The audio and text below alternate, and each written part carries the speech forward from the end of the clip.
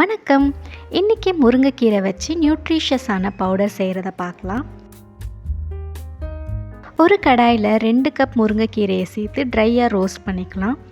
எந்த அளவுக்கு ரோஸ்ட் ஆகணும்னா கையால் க்ரஷ் பண்ணால் பவுடர் ஆகணும்.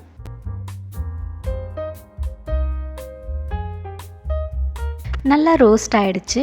எடுத்து வச்சுட்டு அதே கடாயில் கடலைப்பருப்பு 2 டீஸ்பூன், உளுந்து 1 டீஸ்பூன், மிளகு 1/4 டீஸ்பூன், சீரகம் 1/4 டீஸ்பூன், எள்ளு 1/4 டீஸ்பூன், தனியா 1 டீஸ்பூன் சேர்த்து ட்ரையாக ரோஸ்ட் பண்ணிக்கலாம்.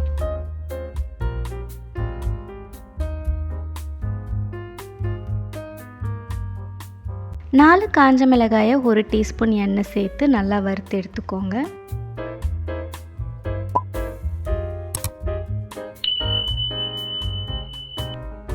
அதே வாணலில் இடித்த பூண்டு 10, 1/4 டீஸ்பூன் பெருங்காயம் சேர்த்து ஃப்ரை பண்ணிக்கலாம். ஃப்ரை பண்ண லைட்டாக எண்ணெய் சேர்த்தா போதும்.